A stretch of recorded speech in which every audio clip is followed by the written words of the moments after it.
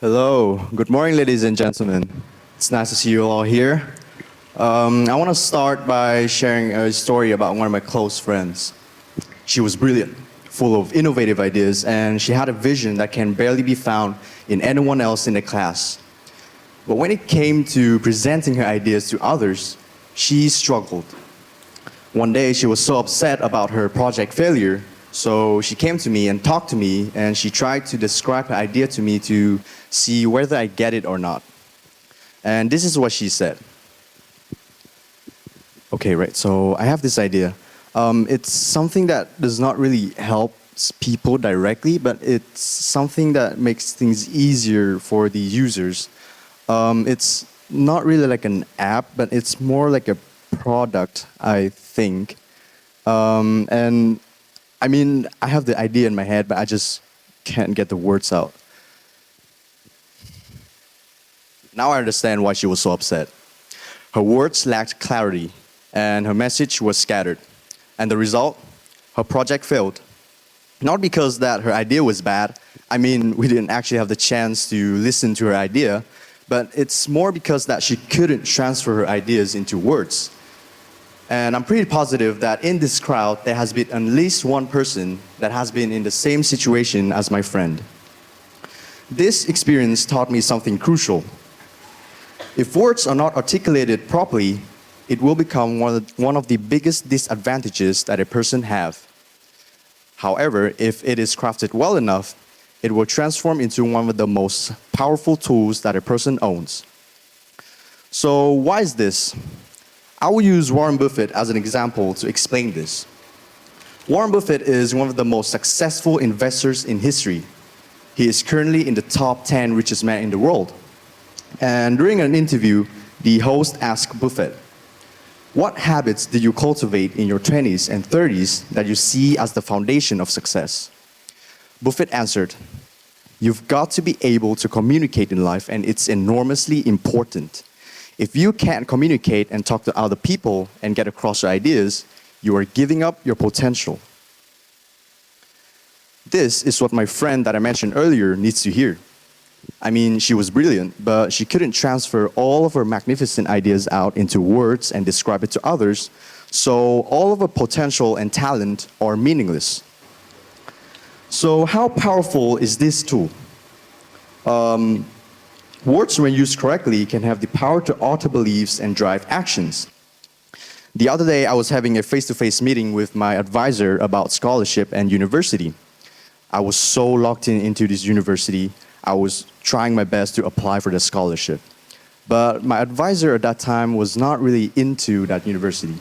She tried to convince me to apply to other university instead, which they are really good options, but it was not really my passion. During the meeting, she tried several ways to convince me, but it didn't work. But then she said this: "If you apply to that university with me as your advisor, I will make sure that you will have an outstanding shot at securing a top-tier scholarship." That single sentence has manipulated my mind for several days. I have ruminated a lot about my pathway during those days. And I even doubted about all my effort and time I have put in during this whole time. But I know I might sound naive and too easy to trust someone, but sometimes in life, that single sentence could have changed someone's whole pathway and leads to a completely different future. Beyond work and study, we see this power plays out in our everyday lives.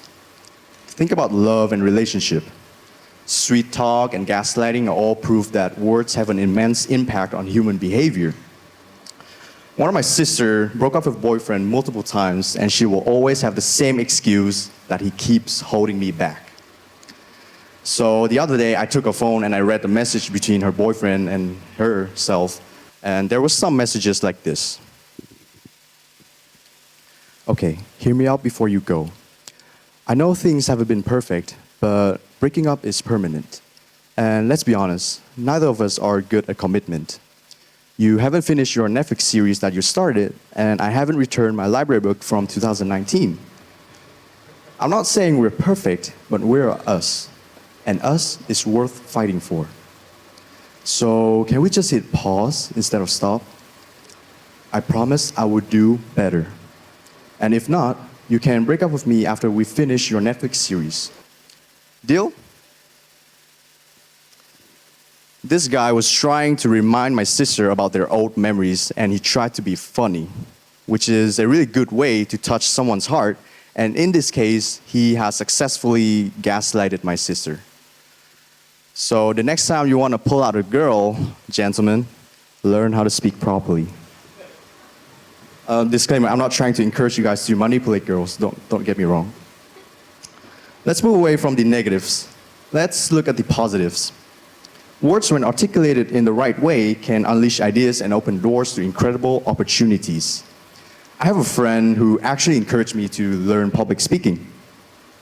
We were working on a group project, and his idea to that project was not something too outstanding. But I am more impressed by the way he speaks and communicates during the whole project. My first impression about this guy here is when he described his idea to our group. And this is what he said. I want to study how cutting down trees leads to droughts by looking at places like the Amazon and Southeast Asia. I will compare places with lots of deforestation and healthy forests using data on soil, water, and rain.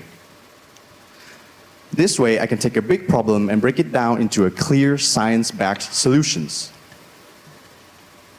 It was impressive. And our group eventually succeeded beyond our expectations. His idea was really simple, but by communicating it properly, our group can see our pathway in this project clearer. And when we understand the direction of our group, we will work with each other easier and more effective. Through that example and the one that I mentioned at the beginning, we can clearly see that the problem is not the idea, but the way you speak is the pivotal part to decide whether you will succeed or not. Now, some people may argue that speaking skills aren't that important or I'm too afraid to speak. Well, this is actually true. Let's look at some statistics. 85% of people experience nervousness when it comes to public speaking. Another study shows that the average person's heart rate increases by 30 beats per minute when delivering a speech. Also, public speaking is ranked as the top one fear among people, even higher than the fear of death. So it's not that people don't value communication and speaking skills, it's because that people fear them. But I believe fear is just a barrier for you to train and overcome it. This fear is what separates successful people from everyone else. Successful people understand the value of communication and they actively work and master it. Let's look at Warren Buffett again. He was once terrified of public speaking. He even joined in a speaking course but dropped out of it because of fear. But when he actually finished the course, he realized that communication was one of the most valuable skills he could ever develop. I can personally relate to this. A few years ago, I was not really confident with my speaking skills. I would stumble over words, feel anxious, and struggle to express myself. And so I thought that speaking and communicating was something that is not really my strength. So I chose another pathway that does not require much speaking skills. And after many years of studying and nurturing my mind, I'm now here, standing on the stage, giving a speech about communication.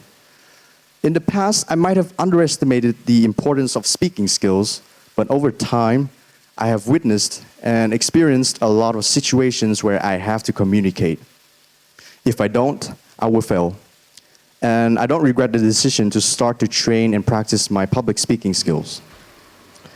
And during the time I was practicing, I stumbled across a really good idea that I want to share with you guys before I end my speech. I got this when I was reading a book about communication, and it says, "Ideas are the currency of the 21st century, and words, stories, facilitate the exchange of that currency."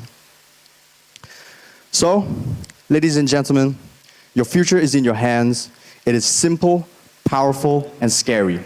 But once you have full control over your fear, you will become the best version of yourself. Believe me. Thank you.